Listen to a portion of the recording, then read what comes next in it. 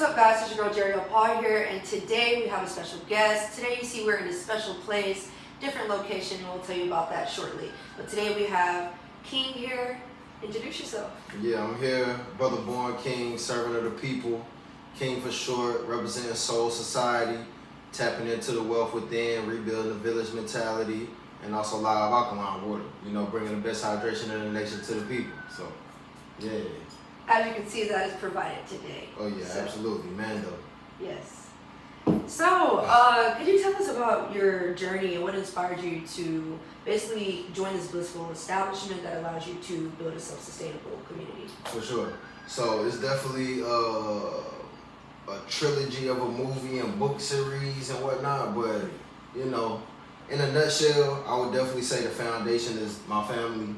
You know, that we were definitely close-knit, family-oriented, and my grandfather definitely was like leading that charge as far as my perspective go. You know, he was that father figure, that male in my life that showed me through action, through the actual demonstration that he lives, that, you know, we supposed to fulfill our abilities and responsibilities as leaders, as men in the community, as teachers, as entrepreneurs, creating opportunity.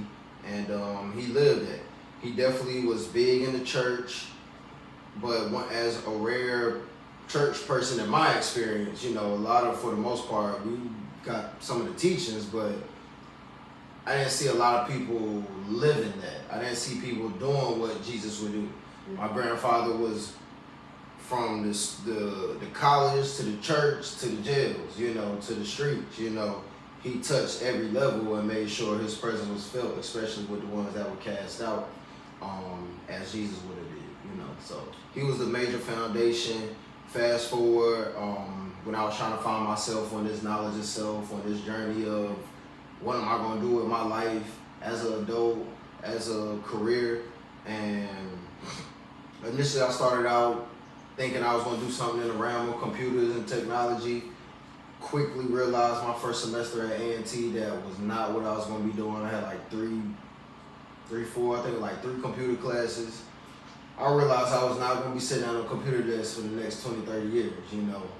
But I also still didn't know what I was going to do. But at the same time, I had this African American experience class that taught me a lot about my history, where we come from, who we were before we were colonized, and I just went deeper down that path of trying to get closer to who we were before we were colonized and indoctrinated.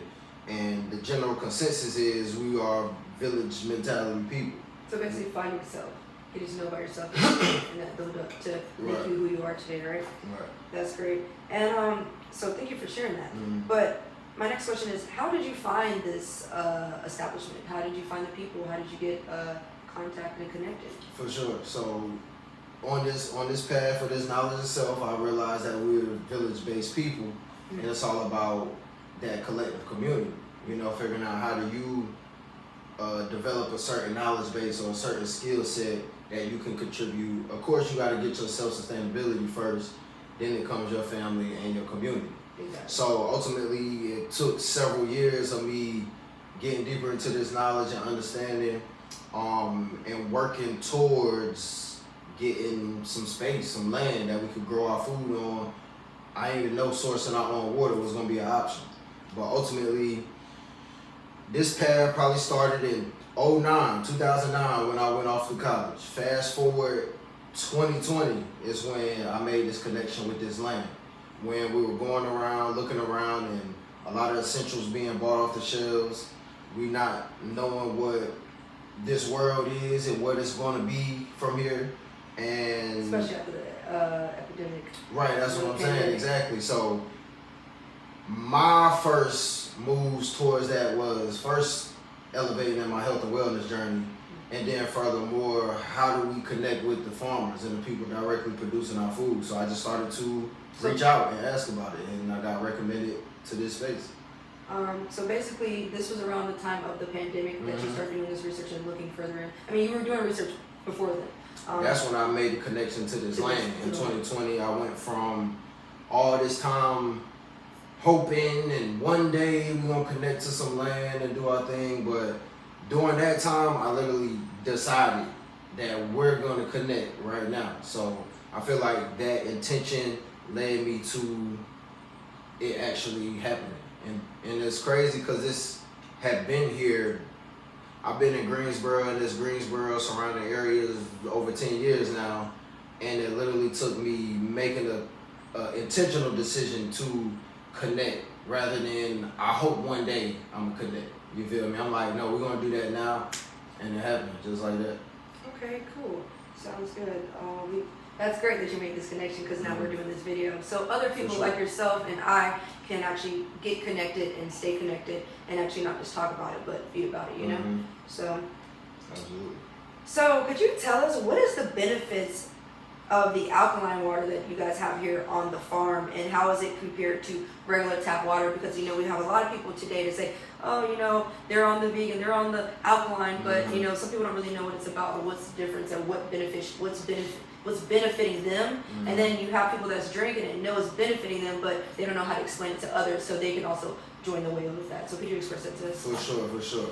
And I'm gonna definitely give y'all the layman terms because I'm in elementary school when it comes to a lot of this. I'm just at the foundation level of understanding. But the thing about it is when you're teaching something, you almost got to teach people like they're a baby because you got to start from the bottom. So the basics is great, and that's how we get someone that doesn't know information. Yeah. Perfect. So the first thing I realized that what's more important with this water, even more important than it being alkaline water, is the fact that it's coming from a living source, a moving source. So it has a certain type of electricity and energy that's flowing through the water.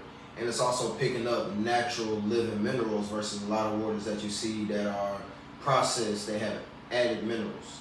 I'm not sure the source of these added minerals, but it's obviously some type of synthetic man-made process versus God's very own process.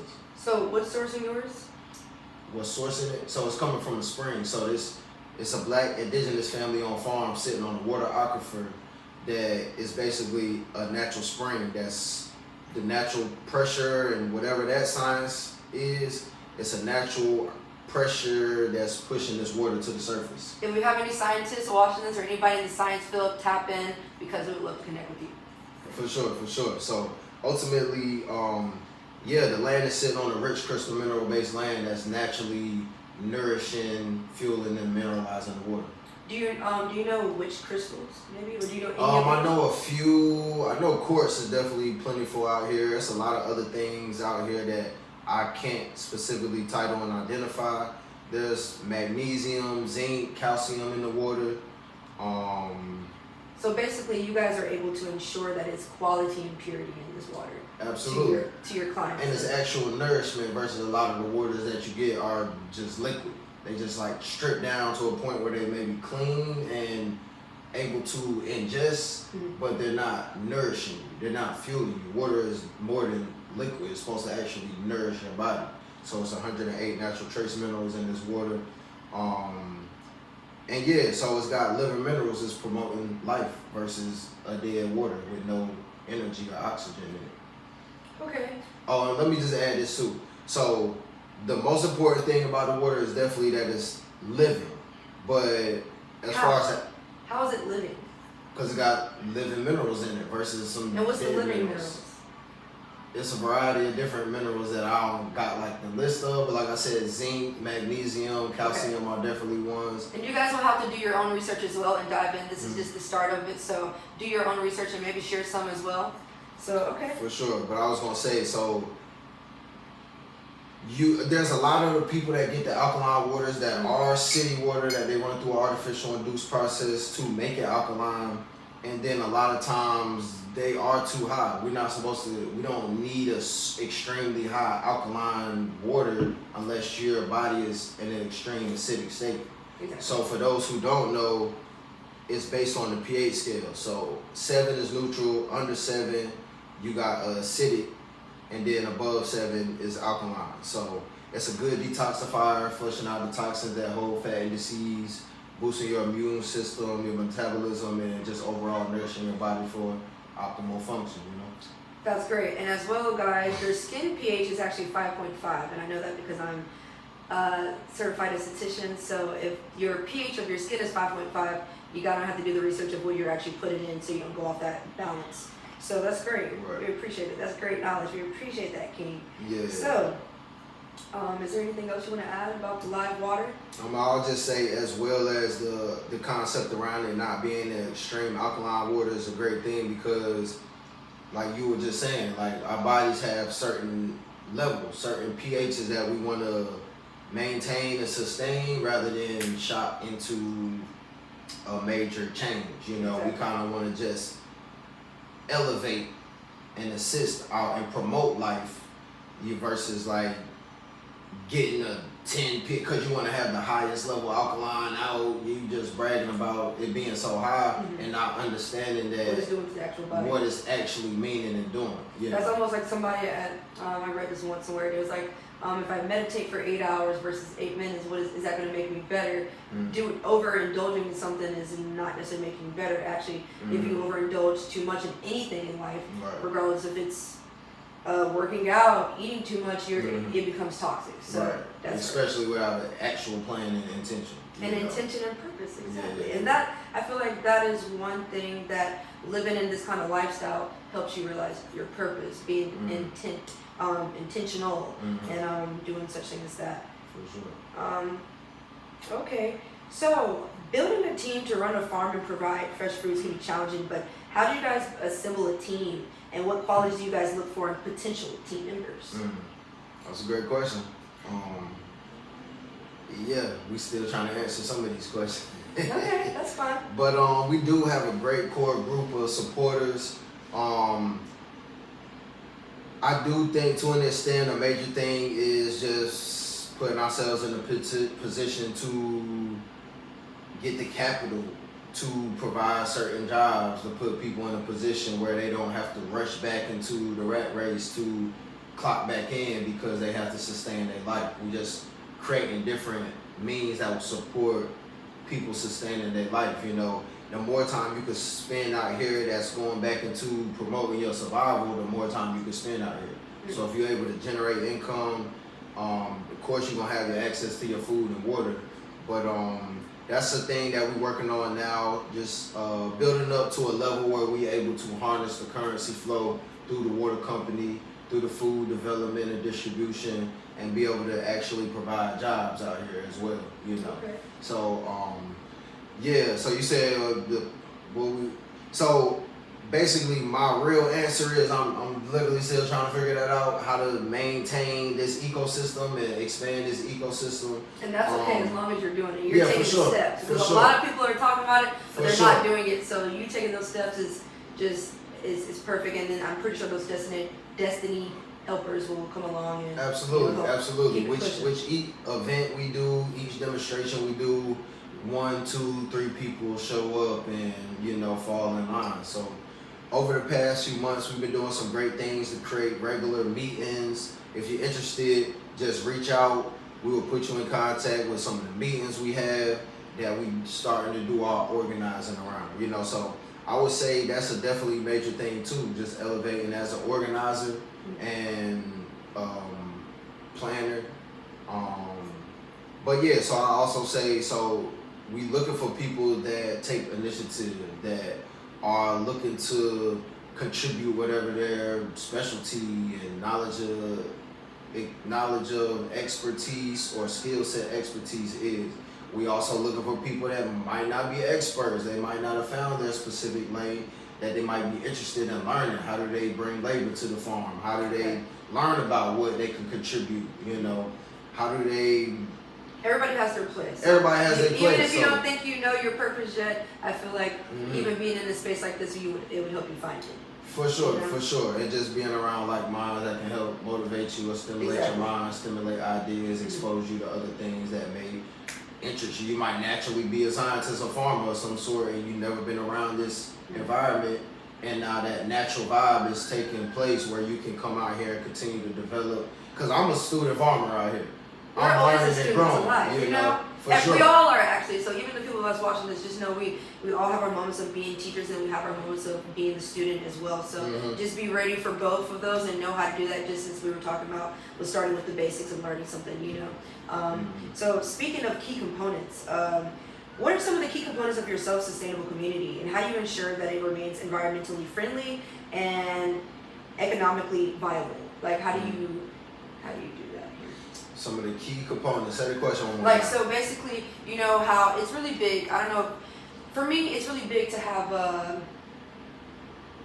an environment that I can thrive in. Like, environments are very crucial to you even being purposeful or being able to do the work that you were called to do. Some people can't do that because their environment is so toxic. And with this environment, since I've been on it so far, it's very peaceful. It gives you peace. It actually makes you feel like you can go find and connect and do what you're supposed to do without a threat of anything else. Okay. So Yeah, I mean, I'll say some of the, no, go ahead. so basically, how do you ensure that it remains environmentally friendly with people? Like, say if someone joined, how, and like they want to be a part of this, how do you ensure them that this is something that's like, you're not going to go into a workspace just like a job out here in 9 to 5 and is dealing with a bunch of issues as far as the people itself. Okay. Yeah, I got you. So how's their environment here for them? As far as the social environment, in a way. Yeah, basically. So we really big on open communication, you know, so we definitely gonna lay down the law, the standards, the morals, the foundation of what we operating on. And then we real big on just people communicating, you know, like we not perfect, nobody is perfect, of course, Exactly. but at the same time, we're claiming and embracing the fact that we're not perfect. So there might be maybe a way we communicate or maybe a lack of communication that, you know, or whatever the issue is. Any We just group open to, we haven't had the regular group meetings yet, but we have had, like, if it's like, we need to gather around and have a meeting, we do that. But we are about to work towards having like an actual systematic regular meeting. Okay. But we definitely will call a family, a community meeting if whatever reason we need to reestablish some things, we need to clear the air, we need to remind on some rules or establish some rules in different ways of communication. So I would say just open to communication and organizing in that way by people having the space and opportunity to let their voice be heard, you know. And that is so important, having just a safe place, a sanctuary, where you can open up and just be yourself and be one with the people, and just building that unity. That's a lot that we, you know, really don't have that in the world. People are so divided, or we think we're so divided, we're so different. We are in a good way, but not necessarily different in a way where we can't build together.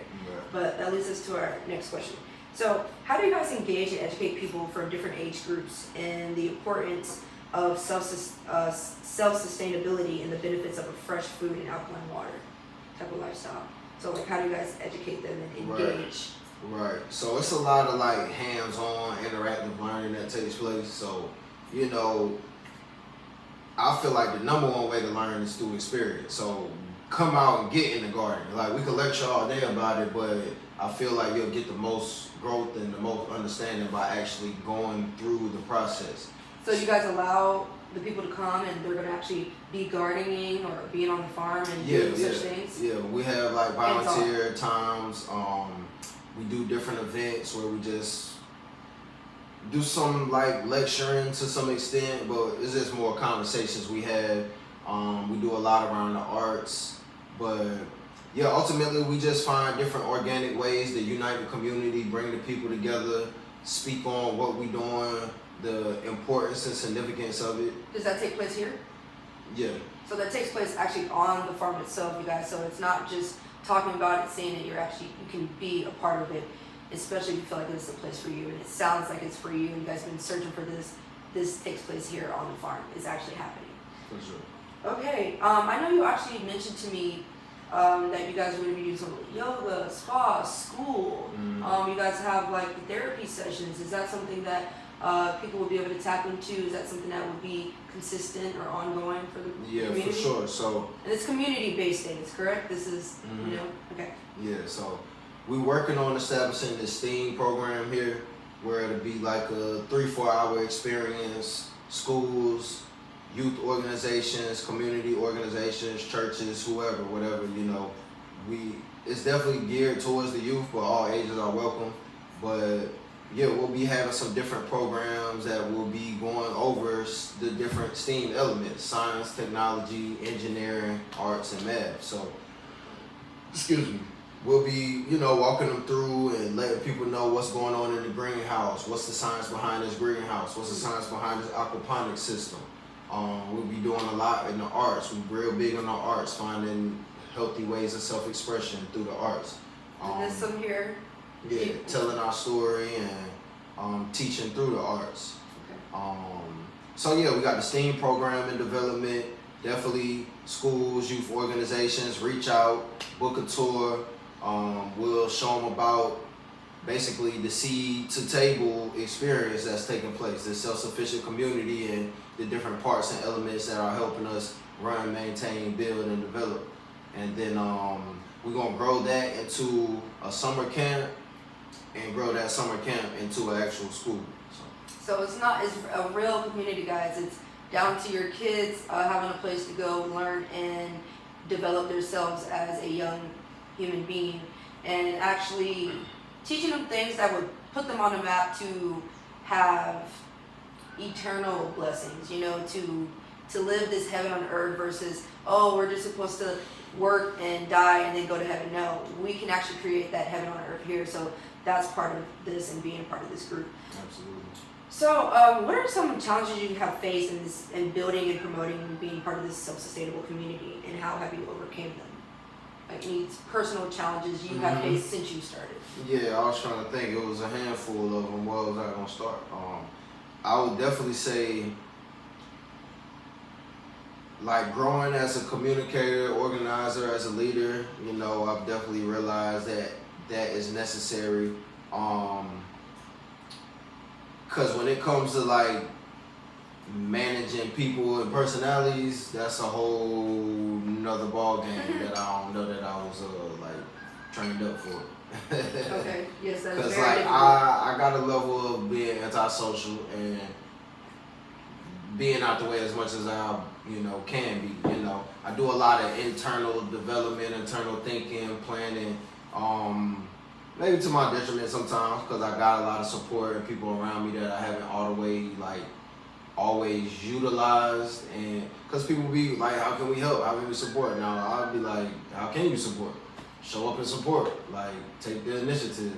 But some people need that direct communication. This is what we got going on. This is what we need. So I would say, as a communicator, managing people and personalities, those are some of the main ones, for real. Trying to motivate people to come do this work. Believe that they can do it. That too, but to be consistent and continue to do it. Trial and error. I feel like that's another part of trying to crack the code of the capital side, the economic side, because that's a huge part. It's hard to sustain and maintain people for durations of time when they, at some point, a lot of it just, I got a lot going on in this world, in this matrix. I gotta maintain. I gotta go get this money. If you talking about making money off the farm, you literally gotta put this work in. You gotta grow. After you already learned some things, but you gotta come put this work in, put the seed in the ground, develop it, wait for it to grow, wait for it. You talking about how much? 3, 4, 5, 6 months to get your return. But you gotta think about it like this. You know how many people are out here wasting 10, 15 plus years doing the same thing and never gotten anywhere and still in the same position that they were 10 years ago? Mm-hmm. So I feel like people hearing this and seeing this and being able to tap into this lifestyle to even see that this is happening and it's real, not just a movie thing, or that they can actually reach to someone like us and see this on TikTok and YouTube and like, wow, this can actually happen, I can make it happen. I feel like it would give people more of a, it would inspire people to maybe even start even connecting with people, contacting them, and such. So right. I feel like basically what you bringing up your challenges, that's a big challenge for the world itself. Communicating, being around different personalities, people will go take themselves and close themselves indoors. Or I know people in myself, they'll have a bunch of support around and maybe they won't use it, and you have your community and people will live in a community for 10 years, 5 years and won't know their neighbor, so knowing your neighbor and being able to get that help from your neighbor in a community can take you so far. And I think just people being able to hear that and know that and see that will actually promote them to go do it, Yeah, absolutely. So we come in one day at a time, one brick at a time, And like I said, I feel like, sometimes somebody might come out here and, working the garden one day and realize the work that it takes to run this, you might never see them again, you feel me? So just trying to find the right people, trying to find the ways to sustain people and keep them consistent through the right motivational factors, you know, whether it's money, whether it's that refresh and recharge that people get here, or whatever, you know, just finding different ways to make this a self-sustainable ecosystem where everybody can feel and receive the right value to keep them here, you know. Okay. Well, that sounds good. It seems like you guys are doing exactly what you need to be doing to get the people that you guys have here so far. So I have a question. How many people are here on this farm actively, like that come and do work? Like, do you have like a number, a range, an estimate that you can give us? It'd be hard to specify a number because at one time it might be this amount of people. A couple might fall off. A couple got real world stuff, and they're like, "Look, it's not a good time." So I mean, today, we got, you know, like 6, 7, you know. Okay. It's a good handful more that pitch in here and there, but it's probably a consistent like 6, 7 people or so. Okay. So how do you envision the future of this self-sustainable community? And or do you have any other expansive plans that you have in mind, or you guys have spoken about that you want to share with the people? I mean, one of my major things is like the food and water is the major key. So we got abundance of the water access. You know, now we're working on developing a right systematic approach to having the right few people in positions, getting some more certain equipment, but really being over the next goal is to get up to like a good acre of growth. We got a little less than a half acre, want to get at least to an acre, but we got so much space and opportunity. I mean, we trying to grow acres. What is on the acre? Like, is that the garden you're talking about? Yeah, well, it's like a little bit less than a half acre, but I'm like, we got the space and opportunity. One of the major parts is expanding in our production of the food. Okay, so could you actually, now that we're talking about acres, could you tell us how many acres is on this land that you guys have altogether? So it's like 1,000 acres. Wow. It's Wow. like 25 cleared off that we operating on now. And yeah, so as far as the future, we got plenty of space and opportunity to literally build and develop our own town. And the food production and the education is like on the forefront of priority for me personally. So like I said, expanding the farm and gardening element and developing this school that's going to be here to really like promote the next generation to raise them up on this lifestyle. Okay, so they can sustain themselves and exactly. not be dependent on the government, not be dependent on, oh, he said, she said, you know, my grandma's not here anymore, on yourself. Yeah, developing a school that's centered around community development, self-sustainability, being independent versus a lot of the schooling we got literally programmed and taught us to be dependent, to be able to take order. We all need to be able to take order, but yes, exactly. We haven't been taught to critically think and problem solve and be solutionaries and provide for ourselves and things of that nature. So we want to create a whole generations, guys, institution around developing the next minds and developers. And it's not just about yourself. Like, this is always going to be bigger than you, regardless of what you're doing. Even if you find your purpose in life and you think you're so big, like I said, it's always bigger than you. So this is part of that. So here's our last question. What advice would you give to the individuals who are interested in building their own self-sustaining community? If they're not interested in possibly, you know. Yeah. I would say the first thing is get with, whether it's physically in person or looking it up online, like tap in with somebody that's doing what you aspire to do. You know, find people that are in a position you want to see yourselves in. Figuring out what are some of their processes. How do they get to where they at? How do they get to a systematic, healthy, thriving community? You know, And it don't gotta be a black person, you feel me? You could look up the Amish community. You could look up whatever model of that you can find, that you can understand their teachings or their demonstration, you know. So I would just say, and you can definitely develop your own model at the end of all that. But start with seeing and looking at a model in front of you, you know. So you don't gotta start from scratch with reinventing the wheel, and you can have a foundation, an outline, a backbone that you can build off of. Okay, well, thank you, King. We appreciate you. So, could you just let the people know where they can find you at, maybe on social media? Okay. Yeah. So, go to Soul Society NC. That's SOUL, Soul Society NC, Facebook and Instagram. We got Live Alkaline NC on Facebook and Instagram. And then you can go to heavyenergyuniversity.com. That's heavyenergyuniversity.com. You can see some of the music, the media, documentary, clothes, the water, and some of the events. We're gonna have some events. We definitely big on connecting with the art community, visual artists, painters, film, dance, hip hop, music, spoken word, especially live music. All things art, we here for it. Yeah, so those are the outlets to connect, you know, tap in with us.